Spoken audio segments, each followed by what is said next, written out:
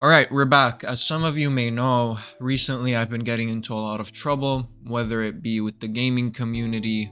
Well, it's just the gaming community, if we're being totally honest. I've been talking a lot about Fit Girl recently, which is apparently a very big taboo, and I've also made a video game tier list. Now, the video game tier list got me into a lot of trouble, dude. I made a video ranking some of my favorite video games, and the video has 50% dislike ratio. Now, for my channel, usually I get about a 90% like to dislike ratio, but for that video especially, I got a 50% dislike ratio. Now, some of you may have thought that I was lying in that video, I was rage baiting, I was just trying to get views, but here's the thing, bro. I don't get views. That's not something I do. I'm not trying to get views. I'm not trying to stir up the gaming community and just give out unpopular opinions. I guess my mistake with that video is that I didn't spend enough time on it. I didn't really expect people wanted to see an hour-long video of me just going through my thoughts on a random-ass game like Halo 2. But apparently I should have done that. I rushed it and that was a mistake. People got very mad at me. Even though I feel like if they understood what I was talking about exactly, they wouldn't be this mad at me. Now, I understand people got very offended because I'm out here ranking people's favorite video games of all time. Like, these games, people have went through a lot of tough times, and for us gamers, these games are sacred for us, right? They got us through a lot of tough times, and then I come in here and rank your favorite video game in C tier. I understand why you'd get pissed. But here's the thing, if you heard what I said about the goddamn game, I don't think you'd be pissed. I just don't believe it. I feel like people just skipped through to the end of the video and saw that C tier had a bunch of random video games in there and they just got pissed. Now, that does come down to me being lazy and not renaming C tier to something like video games I haven't played yet. But here we are. Today is going to be my redemption story. I am coming back. I'm coming back strong. I am here to win your hearts back, okay? I have made a new row and it's called Haven't Played. Okay, so we have C tier and we have haven't played. So I'm gonna go ahead and restructure this list real quick and then I'll be right back. Okay, so I added another row and I called it games I want to play / replay, because a lot of these games I maybe played for a couple hours and then some shit happened in my life and I couldn't really play them again and finish them. So I added this row so people don't get mad at me. Okay, so let's start filtering through the list again. First things first, I'm gonna remove this Final Fantasy VI from here, put it in games I want to play, and then I'm gonna grab Final Fantasy 15 and put it in its place because that's how I treated it. I treated it as Final Fantasy 15, so that was my bad. I didn't know what the poster was, alright? I can't read, apparently. Now, next up, I want to talk about Nier Automata, because a lot of the hate on the video was directed towards my thoughts on Nier and how I didn't really play the game to its fullest. Now, if you guys don't know this, Nier Automata has multiple endings, and I played this game when I was a young boy who wasn't chronically online. I didn't know the game had multiple endings, okay? So shoot me, I guess. I am sorry, alright? I ranked it at B just based on my feelings, the vibes I got from the game when I was like 14 when I played it. However, I do understand that I didn't really experience the full game, and therefore I should put it in games I want to play / replay, which I will be doing. Next up on the list, Uncharted 2. I did get a comment from a guy who was like very disappointed in me for my thoughts on Uncharted 2, and I genuinely felt bad, okay, because the guy seemed really passionate about Uncharted 2, and I feel like I let him down, okay? So for you, my friend, I'm gonna put it in games I want to replay, because again, Uncharted 2 is a game that I played when I was very young, and I didn't really remember, I don't really remember the experience I had playing the game, so I just put it in B off of vibes. But there we go, I'm gonna put it in games I want to play / replay, because I do feel like I should give it another chance. I do feel like I should replay all of the Uncharted games. Now, my thoughts on Legend of Zelda and Horizon are the same, they have not changed. I still genuinely believe Legend of Zelda Breath of the Wild is not a good game for me. For me, the keyword is for me, guys. Please understand that I do not believe any of the games on this list are bad games. I genuinely believe everyone are entitled to their own opinion, I really understand why people love this game. I really do understand it. However, for me, I like games with a interesting, deep story and fantastic gameplay. Legend of Zelda, the gameplay is alright. It's open world, which I don't love. I don't mind open world games. I don't like them, but I just don't prefer them, if that makes sense.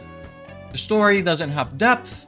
The gameplay is alright, and therefore I will keep it at B. I did finish the game. I finished the whole game. It took me about 5 years to finish the game, and that's not a lie. That's not a joke. It really took me 5 years to finish this game, but I'm gonna put it at B. I'm gonna keep it at B. Now, when it comes to Masterpiece and S tier, I do not think I'm going to move anything up there, okay?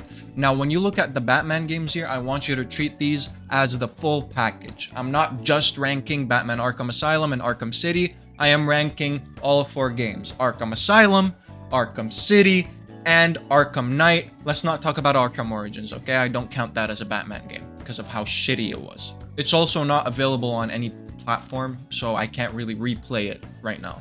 Now, when it comes to A tier, I do think I'm gonna keep A tier the way it is. Alright, I also just realized that a lot of the games from my previous list were missing, so I just went ahead and added them. They were Expedition 33, Final Fantasy 16, and Pokemon Fire Red.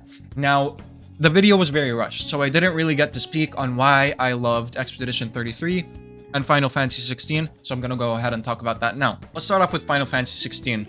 Final Fantasy 16, for me, was a masterpiece because of how enjoyable the gameplay was and how deep the lore went. They made me love the world of Final Fantasy 16. I felt like I was actually in it. I cared about it. I loved the whole kingdoms, different kingdoms, and the wars and stuff like that, and the whole archons, and just the music. The battle scenes were just amazing, dude. When you get to battle Titan, I think his name was, the Archon, the desert sand guy. When that fight happened and that music just hit, bro, I was in a state of euphoria. I ascended into a different galaxy, and that's why I love Final Fantasy 16.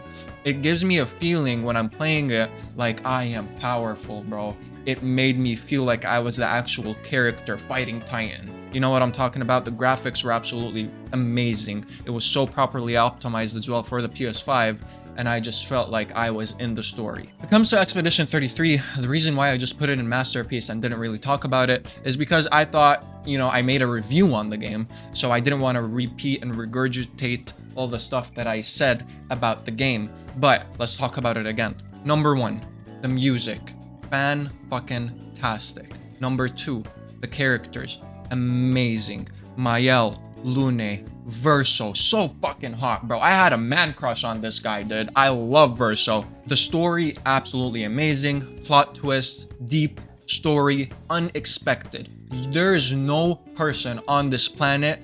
I am willing to bet $1 million that no person on the planet could have guessed where this story was going, bro. It is absolutely amazing. It takes you by the balls and takes you on an adventure of a lifetime, bro. I love that. The gameplay, I relate it a lot to Persona 5, which is a masterpiece in my opinion. I love turn-based games, and the little spice in Expedition 33 with the parrying and dodge system, with the Pictos, with the Luminous, it just was amazing, bro. It was like a combination of FromSoft with a little bit of Persona in there, with a little bit of Final Fantasy, with the whole overworld and the exploration. It was just a perfect mix of everything I love about video games. Look at this masterpiece list here, okay? Look at it. And you know what? I'm gonna go ahead and add Elden Ring in masterpiece. I'll be right back, just so that I can really get my point out there. So now let's look at the masterpiece list and look at Expedition 33 and let me know what is similar on this list. In my opinion, I genuinely believe that Expedition 33 is a mix of Elden Ring, the Final Fantasy games, the music vibe from Kingdom Hearts, and the gameplay of Persona. It's like all combined into one fantastic package. And I've never really been a huge fan of FromSoft games. I don't want to say I haven't been a huge fan, it's just I've never really gotten into them. Elden Ring was my introduction to that kind of game. I pre-ordered it because I thought it was a Skyrim kind of game. I didn't know it was a FromSoft game. Now call me a dumbass. Well, I am a dumbass. I never really expected that I was gonna get this game. I just pre-ordered it like a dumbass because of the hype. And the game that I got was a FromSoft game, and it was very intimidating at first. But once I started getting into it, once I started to learn how to roll, how to dodge stuff, dude, I was enthralled. I lost myself in Elden Ring. I replayed it twice, and I haven't really beat the DLC yet because I kind of fried my brain because of how much I played the OG game. I replayed it like twice, and then I got into the DLC. Now, when you look at the Masterpiece row, what I'm trying to say is my thoughts are usually very consistent. I do not lean towards open world games. I lean towards JRPGs and games with actual depth and story. And you can see that. Now, Elden Ring, of course, is an exception. It is open world, but it didn't feel like it. It never really felt like I was forced to explore. It made me want to explore. It made me want to do that. It didn't force me. It didn't make me feel like I was really missing out on something because I had my build. I had my weapons. I didn't really need other weapons, but I just kept on exploring for some reason because I was looking for a challenge. That is what Elden Ring is about. It's about a challenge, going out and finding a challenge. I go into a cave and I explore. I don't explore it because I want a 99 level weapon out of it. I explore because I want to see what boss is waiting for me at that cave. You know what I'm talking about? That is what the game should be about. That is why I don't really like open world games, because of a lot of them, they make you explore all of these things, and the reward is either a insanely powerful weapon or just like 100 buckaroos in game, which is like nothing. You know what I'm talking about? Elden Ring always felt rewarding for me to explore. Now I'm gonna go back down to the C tier and really go through this, because this is the tier that got me in a lot of trouble recently, dude. I did not believe how many people just shit on my list, and I genuinely believe that if they just heard me out, if they just hear my thoughts, they would maybe understand what I was talking about. But again, that is my fault for not spending enough time on the video. So here we go. Let's start off with Bloodborne, okay? Bloodborne is a game that I have tried to play about 4 times on the PS4. I tried to play it 4 times, and every time I tend to stop around like the 10-hour mark. Now, I don't know why that is. I just feel like the game is a little clunky for me. Part of the reason why is because I played it after playing Elden Ring, and the game is not really optimized for the PS5, it's optimized for the PS4. So call me entitled, call me, you know, a young guy or whatever, a millennial or a Gen Z or whatever you want to call it. I just didn't really enjoy the mechanics of the game. It felt a little clunky for me.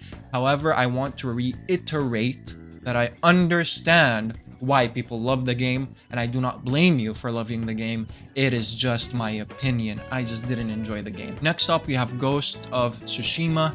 Again, it suffered from a problem that I did not enjoy, which is open world games. It just overwhelmed me. The game is objectively good. The combat is fantastic. It really made me feel like I was a samurai fighting through shit. You know what I'm talking about? But it came at a time when there was a lot of other video games to play, and I just didn't get into the story. I understand why people love the game. It's beautiful. The music is good, but open world, and it just overwhelmed me, man. I'm sorry. Now let's talk about Fire Emblem Three Houses for a little bit, because I got a comment the other day from a guy who was like, you can tell this guy's in his 20s because he compared Fire Emblem Three Houses to Persona 5. Now I just want to say something here real quick. I am in my 20s, bro. I am 23. I don't know if you guys know this. I don't know if I've mentioned this in my videos before, but I am 23. And is it really that insane to compare Fire Emblem Three Houses, which has 2 separate areas of the game? You're either in the combat area or you're either at school socializing, okay? Now tell me, is it that insane to compare it with Persona 5? Is it really that crazy? Now, the other part of his comment was, you can really tell this guy's in his 20s because he's comparing a game, an OG game, like Fire Emblem Three Houses, to a new game like Persona 5. So I was like looking at that comment and I was like, didn't Persona 5 come out before Fire Emblem Three Houses. Now, I understand the franchises. Fire Emblem might be an older franchise, but again, Persona 1 came out in like the 90s, dude. Okay, so I don't think there's that much of a difference there. Okay, so let me just put that out there. Second off, Persona 5 was released in 2016. Fire Emblem Three Houses was released in 2019. So what are you talking about, man? Is it that crazy to compare two very similar games to each other? Is it illegal to do so? Would it make me a young guy, a young idiot, a fucking millennial because I compared these games? Like, come on, bro. They are similar games. They're objectively similar games. They have similar vibes, similar concepts. Come on. With that being said, I didn't really get into Fire Emblem Three Houses. I tried to over the years. I tried coming back to it like over the span of 4 years. I kept coming back to it, and I just could never get into it, man. I'm sorry. I'm gonna keep it at C tier. I understand why people could enjoy it. If you have a love for Fire Emblem in general, like the franchise, I understand that Fire Emblem Three Houses was probably a fantastic game just because of how good the graphics are and how deep the combat is. It just wasn't for me. Next up, I'm gonna talk about The Witcher 3. Now, this was a very, very, very heated topic in my comments. I uploaded a short, and one comment was talking about how I shit on the music for The Witcher 3. I didn't shit on it, I just said it's not as good as Expedition 33. And there was a fight in the comments, and one guy was like, it's not as good as Expedition 33 because Expedition 33's music is memorable, whilst The Witcher 3's music is not memorable. Now, I agree with that. I do not remember The Witcher 3's music. It has good, decent music. Of course, not as good as Expedition 33, but again, these are two different worlds of games. The Witcher 3 is like an open world action RPG, whilst Expedition 33 is a turn-based JRPG style game. Of course, it's made in by a French team, so it's not a JRPG, but it's very inspired by JRPGs. So you can't really compare these two worlds of music because usually JRPGs can implement very good music with actual lyrics in the game because you're not really focused on the combat a lot of the time, you're just exploring stuff. Whilst The Witcher 3, with an action RPG, you gotta implement different kinds of music. Now again, I'm not a music scientist here, I don't have a bachelor's degree in music, it's just my opinion. Now the music of The Witcher 3 was never my problem with it, okay? It's just something I mentioned in passing. My problem with The Witcher 3 is that I could never get into it because it overwhelmed me with how much shit there is to do in the game. I have a job. I can't spend 15, 20 hours a day just going around doing random side quests, okay? The game made me feel like I have to do that. Now, call me insane, call me crazy, that's just my opinion, that's just how I felt playing the game. The story seemed very interesting, but there's just a lot of side shit that I felt forced to do. A lot of the time, you also have to level up to progress through the story. With that being said, it is objectively, again, all of these games are objectively fantastic games. I do not see a single game on this list that is not objectively a high quality game. It's just that some games are for me and some games are not for me. If every game was for me, if every game was my vibe, then there would be nothing in Masterpiece. There would be nothing in S tier. There would be nothing in A tier.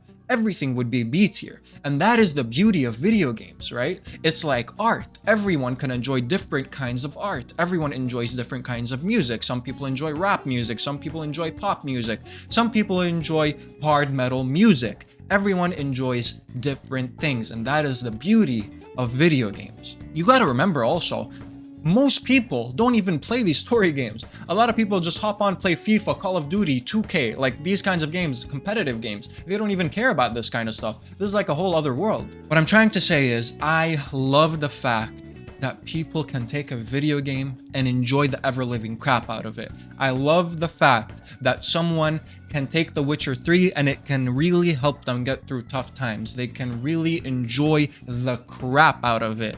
And if I hear them talking about The Witcher 3 the same way I talk about like Kingdom Hearts or Final Fantasy, I love that for you, bro. Keep it up. It's just my opinion. I don't have to feel the same way about The Witcher 3. The Witcher 3 doesn't have to affect me and you the same way. Therefore, I will keep it in C tier. Okay, it's just not for me. Next up, we have Skyrim. Skyrim is a game that I played at a very wrong time. It didn't really have the hype around it. I always felt overwhelmed as well by the open world. I really felt like I had to study first. Like, that's the feeling Skyrim gave me. It felt like I need to go online and just study what different things do, because it felt like I was lost, like I didn't know what I was doing. Now again, that could be my fault, or it could just be that I played it at a very wrong time. And therefore, I'm going to keep it at C tier. I did give it a shot, and I want to reiterate that I understand at the time when this game came out, I can see why people love this game to death. I can really see it. For the time, it was fantastic. I mean, it's still fantastic, right? But it's just for me, a new guy coming into the series, I just didn't really feel that I wasn't compelled to really finish the game. Now, Red Dead Redemption 2, for me, suffers from the same disease as The Witcher 3. Now, the disease is directed at me, not at you, okay? So just calm down before you raise your pitchforks at me and just I find you at my front door, okay? Just hear me out. The Red Dead Redemption 2, fantastic game. Objectively, I can see why people love it. Has so much depth. Every single corner of the game felt full. Nothing really felt empty. But for me, it just felt like I had to keep exploring. It felt like there was a lot of stuff to do, and I just get overwhelmed very easily. Call me a pussy, call me whatever the fuck you want. The game is not for me. But again, I understand why people love it. Objectively, a very high quality game, which I commend companies or studios like Rockstar for making these kinds of games. You're paying like $60 for this game, and I really do believe it deserves $60. Next up, we have Persona 4 Golden. I'm gonna put this at games I want to play / replay. The reason why I haven't started playing Persona 4 Golden is that I am waiting for the remake. I want to experience the game in the remake the same way I experienced Persona 3 when they remade that game. It doesn't mean it's a bad game. I know, I understand I put it at C tier, but if just people watch the start of the video where I said C tier is for games that I didn't play, they would understand. But again, that is probably my mistake for not making a different row. Yakuza 0 as well. My friend's been raving about this game, telling me about how fantastic it is and how I would love it. Now, I understand, bro. When I look at this game, it does seem like a game that I would really enjoy. But right now, I'm debating if I should make this into a playthrough, like play it on the channel or play it myself. So for now, I'm just going to keep it at games I want to play / replay. Dark Souls as well is going to go up there. Sekiro is also going to go up there. Resident Evil 4, I did play the remake. So I'm just going to treat this as the remake, and I'm going to put it next to Resident Evil 2. It was a very good game. Short, sweet, scary, good combat. Everything about it was good. Undertale, I'm going to put it at games I want to play. Final Fantasy 9, I'm going to put it at games I want to play. I heard this is a very good Final Fantasy game. Stardew Valley, games I want to play. BioShock, games I want to play. So there you go. I fixed the list. And then when you look at this bottom tier here, it says games I haven't played. Do not come for me. I have no opinion on these games you're seeing here. Zero opinions. Dark Souls 3, I'm going to put it at games I want to play as well. But again, I have no opinion on these games. None of them. Do not come for me. I haven't played these games. If they're a good game, if they're a bad game, I have no opinion. I want to reiterate. No opinion. Now, I did add some games here, okay, just from memory, games I enjoyed back in the day. Baldur's Gate, I want to put it at S tier, not quite masterpiece. And the reason why, Baldur's Gate 3, I've never played a game like it, bro. It's open world, and it has a lot of shit. And seeing this list, and knowing me, I should be overwhelmed by the game. But it didn't overwhelm me. The reason why it didn't overwhelm me is that every single person who plays Baldur's Gate 3 is going to have a vastly different experience. And why that didn't overwhelm me is because I never felt like I was missing out on something. It felt like I was going down my own path. It felt like I was playing the game correctly. I wasn't missing out on anything. I played it alongside two of my friends who were also playing it at the same time. And every day we would hop in Discord and they would be in like different places, different characters, different parties, different skills, different attacks, different items. Everything was just so vastly different that I never felt like I was missing out on something, which I loved about the game. The reason why I'm not putting it at masterpiece is because I didn't finish Act 3 or the final act when they're going to Baldur's Gate. And now, why did I not finish that part? It's because when I got to that part, I went away to my home country for 3 months. And when I came back, I just lost that passion for the game. I just couldn't really back into it. It's such a deep game that when you forget a lot of the game mechanics and just how you were playing it, what characters there are in the game, what the story is, it's very hard to get back into it. Now, granted, that is probably my mistake, totally my mistake. I should have finished the game. It's objectively a fantastic game, and I love them for it. The studio who made this game put in a lot of effort. I can't even imagine how much effort went into making this game just because of how deep it is. With that being said, I'm gonna keep it at S tier. Fantastic game. Should probably be at Masterpiece, but I can't do that because I didn't finish the game. It feels fake if I just put it at Masterpiece. Assassin's Creed Unity. I'm gonna put this game at B tier. And the reason why I'm not gonna put it at C tier is because I finished the game and I enjoyed the game. I didn't love it, I enjoyed it. And this game is hated by the community so much for some reason. Apparently, it has a lot of glitches, it has a lot of weird game mechanics. But when I played the game, I played it when I was young, okay, so maybe I didn't notice. But I love the game. I love the fact that you can like hide your face and stuff and switch your face out and like camouflage yourself. It was such a fantastic game. I loved the vibe. I loved everything about it. Assassin's Creed Unity going in B tier for me. Assassin's Creed Black Flag. I am debating whether I should put this game at S tier or A tier. I'm gonna put this at S tier. And the reason why is that no game has come out after Assassin's Creed Black Flag that matched the attention to detail of how pirates are. The fact that they can mix Assassin's Creed with pirates and it just feeling so right. It never felt out of place. I loved going on my ship and just fighting other ships, dude. It never felt clunky, and the game came out so long ago. The story as well surprised me because usually Assassin's Creed games, I never really get into the story, but when it comes to Black Flag, maybe because it's like a fresh start, like you're starting with Edward, I think his name is, and not the main guy, Ezio.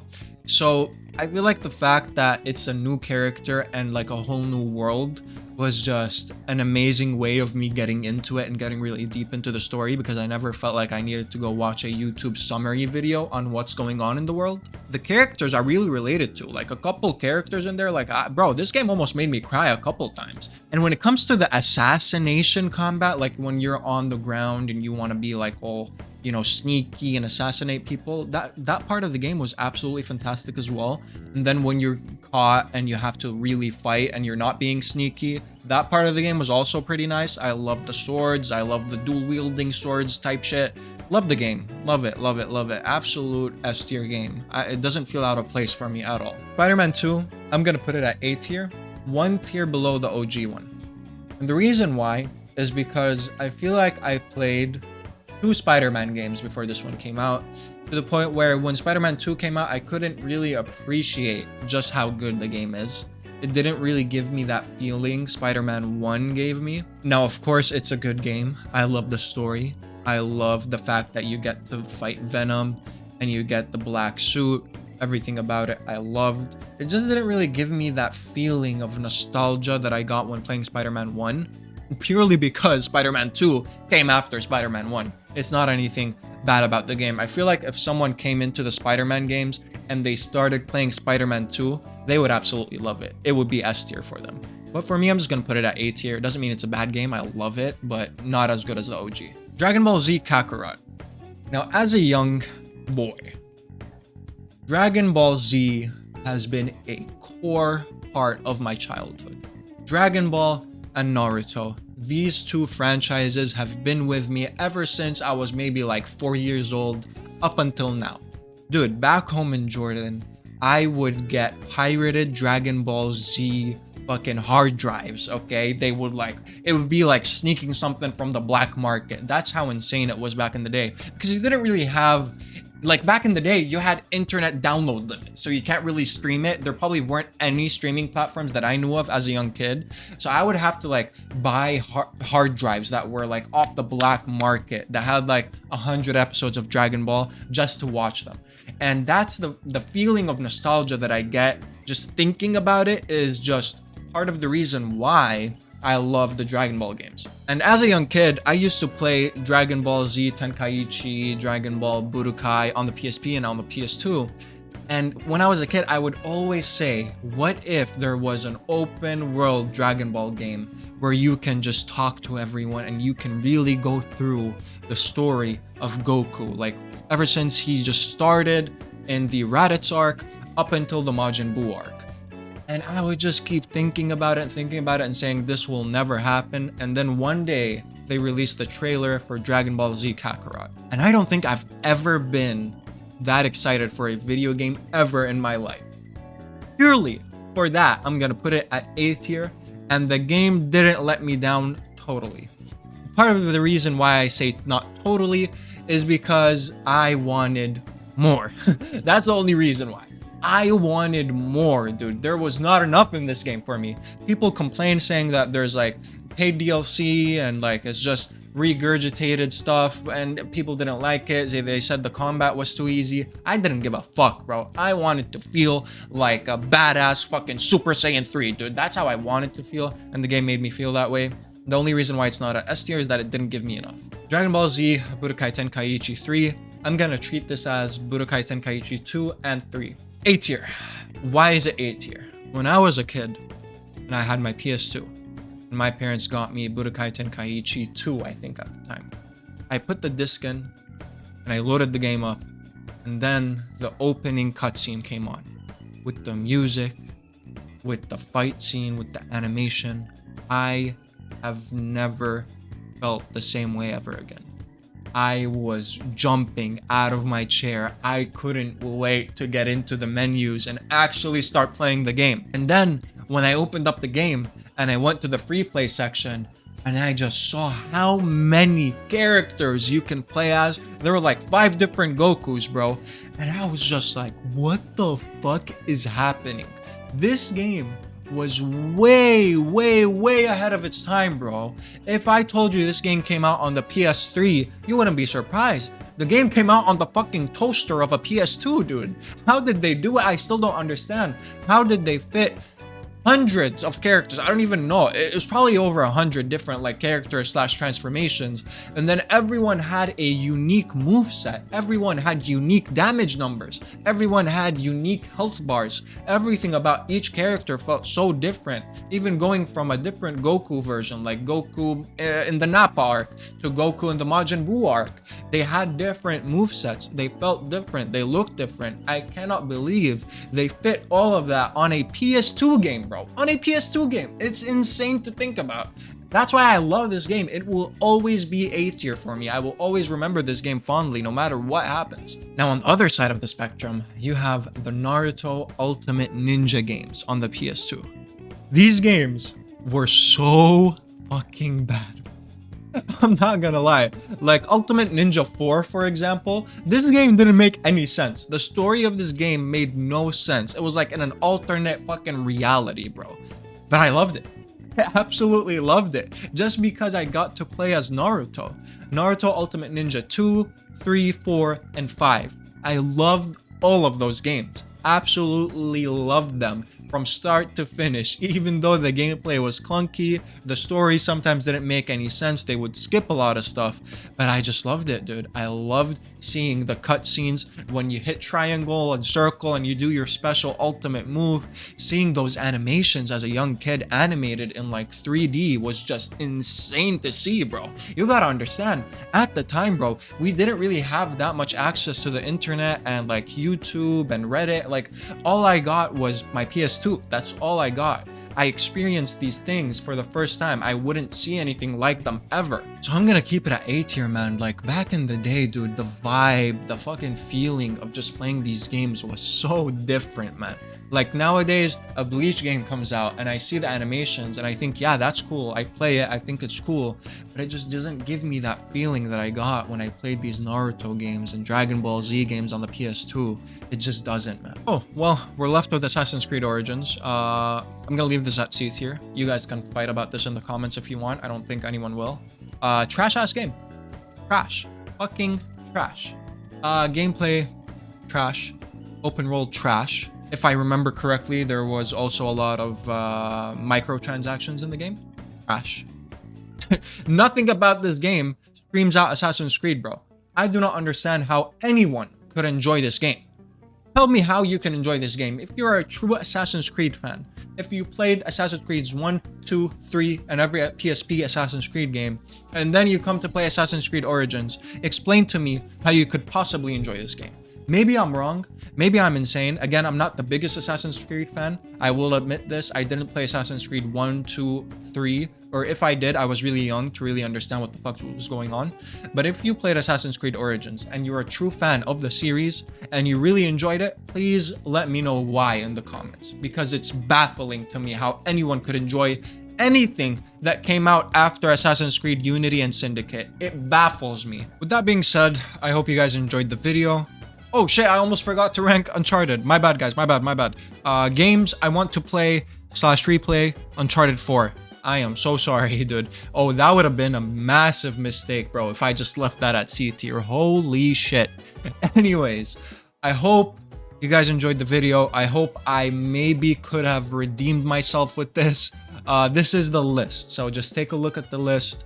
Let me know if you disagree with anything. I still think my C tier could be a little problematic, but again, this is all truthful. I am not trying to rage bait. I am not trying to get views. My channel doesn't get views. I didn't make this channel to get views or turn it into a career or anything. Okay, I'm a software engineer at heart. Software engineering is my career path forever. I'm not trying to turn this YouTube thing into a career, so I'm not chasing views. Believe me, I like views. I like subscribers. Please leave a like, a comment, and a sub if you guys really want to. I did lose about like 5 subs because of the tier list video. I did gain them back, so I'm like neutral. I did break even somehow. But again, thank you guys so much for watching. Leave a like, leave a comment, leave a sub if you guys really want to, and I will see you guys next time.